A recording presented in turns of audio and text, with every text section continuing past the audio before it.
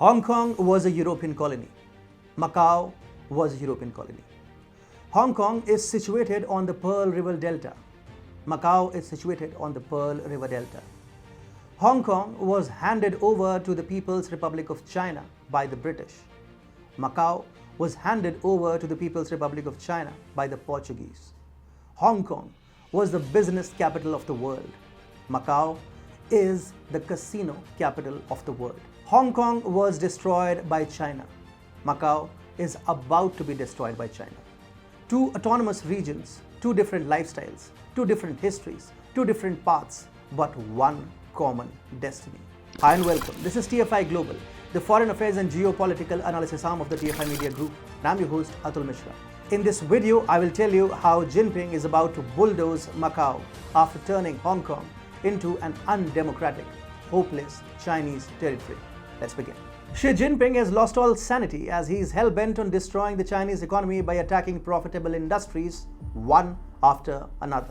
After the shameless implementation of the national security law and brutal crackdown on Hong Kongers, Xi Jinping's paranoia has led him to Macau. On Wednesday, shares of Macau casino operators lost over a third of their value, or $18 billion, as the government began a regulatory revamp that may see its authorities overseeing enterprises in the world's largest gambling market. On September 1st, Xi Jinping spoke at the opening ceremony of the Young and Middle-aged Cadres Training Course at the Central Party School and delivered a speech. He had a demand to make. Young cadres must be loyal and dare to fight. The Chinese president also exhorted the communist cadres to stick to principles and dare to struggle.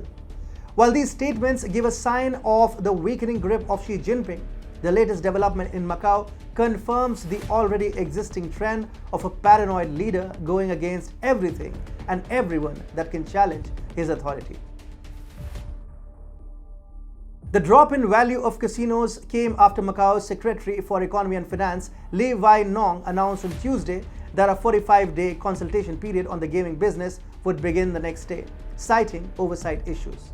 Beijing, which is becoming increasingly concerned about Macau's heavy reliance on gambling, has not yet stated how the rebidding process will be rated. While this is the official reason why the Chinese Communist Party wants the world to believe, but understanding the history, one cannot deny the fact that he uses such steps to take on his rivals and consolidate his position. And now, by clamping down on the casino businesses in Macau, he may very well try to target important people in the party, and by browbeating, he may try to consolidate his position.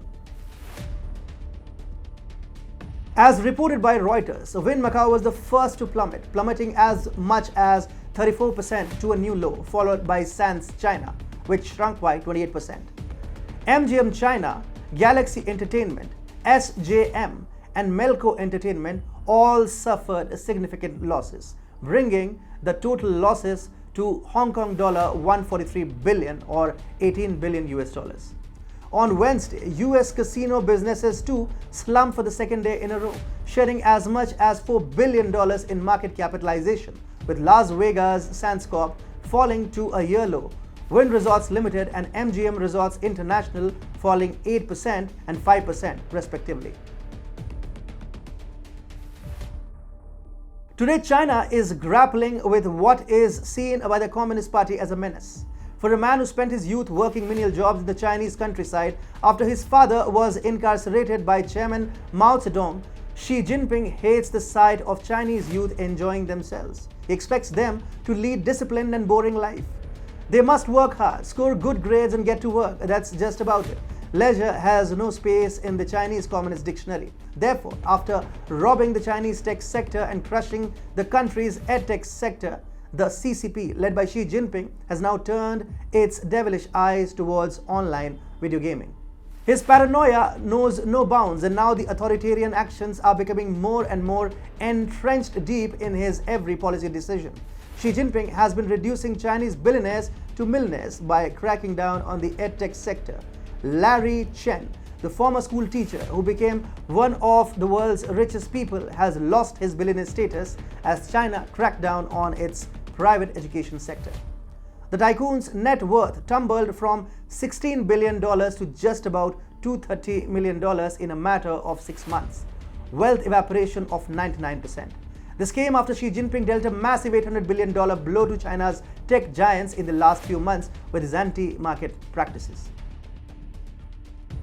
Xi is giving signals of a major power struggle, though he is using only the expression struggle to describe a spate of purges likely to hit the CCP.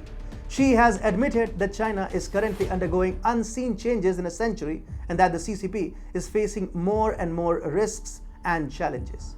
The atmosphere in China is that of crackdowns. The practice is trending in the communist nation. And taking these measures like the one in Macau after destroying Hong Kong means that he is insecure and wants to show his countrymen how sincere he is in countering corruption and representing the proletariat.